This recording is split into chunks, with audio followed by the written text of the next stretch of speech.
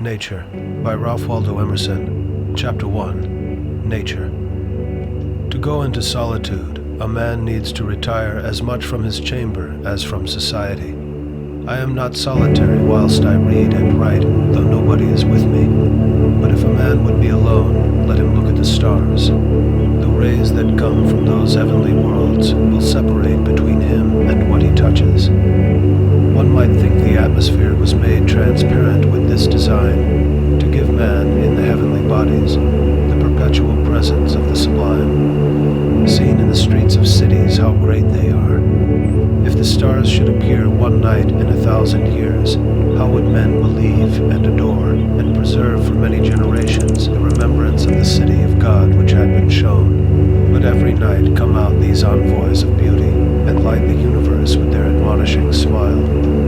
The stars awaken a certain reverence, because though always present, they are inaccessible. But all natural objects make a kindred impression when the mind is open to their influence. Nature never wears a mean appearance. Neither does the wisest man extort her secret and lose his curiosity by finding out all her perfection. Nature never became a toy to a wise spirit. The flowers, the animals, the mountains reflected the wisdom of his best hour as much as they had delighted in the simplicity of his childhood. When we speak of nature in this manner, we have a distinct but most poetical sense in the mind. We mean the integrity of impression made by manifold natural objects.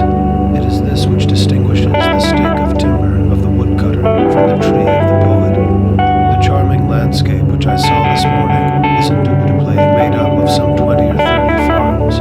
Miller owns this field, Locke that, and Manning the woodland beyond, but none of them owns the landscape. There is a property in the horizon which no man has, but he whose eye can integrate all the parts, that is, the poet. This is the best part of these men's farms, yet to this their warranty deeds give no title. To speak truly, few adult persons can see nature.